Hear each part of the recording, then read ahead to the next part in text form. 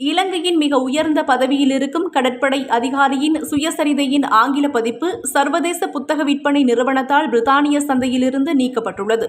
இந்த வருடம் மார்ச் மாதம் தடை விதிக்கப்பட்ட முன்னாள் கடற்படை தளபதி வசந்தகுமார் ஜெயதேவ கருணாகுடவின் சுயசரிதையின் ஆங்கில பதிப்பை அமேசான் UK பிரித்தானிய சந்தையிலிருந்து நீக்கியுள்ளது.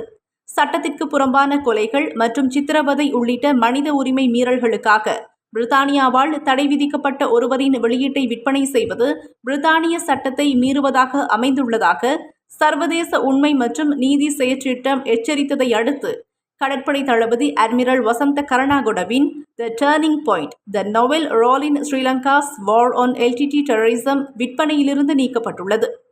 இலக்கு வைக்கப்பட்ட தடைகளுக்கு உட்பட்ட ஒருவருக்கு பதிப்புரிமை மற்றும் கொடுப்பனவு உள்ளிட்ட வளங்களை வழங்குவது பிரித்தானியாவில் ஒரு குற்றமாகும். இதற்கு 7 ஆண்டுகள் வரை சிறை தண்டனை விதிக்கப்படலாம்.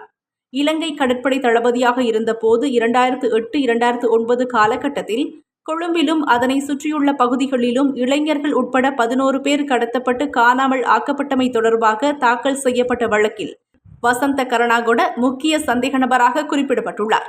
கடத்தப்பட்டவர்கள் தடுத்து வைக்கப்பட்டிருந்த திருகோணமலையிலுள்ள கன்சைட் நிலக்கீழ் வதை முகாம், கொழும்பு சைத்திய வீதியில் அமைந்திருந்த பிட்டு பம்புவ தடுப்பு முகாம் ஆகியவை அப்போதைய கடற்படை தளபதியாக இருந்த வசந்த கருணாகுடவிற்கு தெரிந்தே கடற்படையின் விசேட புலனாய்வு பிரிவால் நடத்தப்பட்டதாக குற்றப்புலனாய்வு திணைக்களம் நீதிமன்றத்தில் சமர்ப்பித்த அறிக்கையில் குறிப்பிடப்பட்டிருந்தது. லெப்டினன்ட் கமாண்டர் ஹெட்டியாராய்ச்சி மற்றும் அவரது குழுவினருக்கு கடற்படை தலைமையகத்தில் உள்ள சட்டவிரோத சிறைச்சாலைகளை இயக்குவதற்கு அனுமதி அல்லது அதிகாரம் இல்லை. மேலும் இது முன்னாள் கடற்படை தளபதி வசந்த கருணாகுட அறிந்திருந்த மற்றும் ஒப்புதலுடன் இயங்கியது என்பதில் நியாயமான சந்தேகம் உள்ளது என நீதிமன்றத்தில் சமர்ப்பிக்கப்பட்ட அறிக்கைகள் தெரிவிக்கின்றன.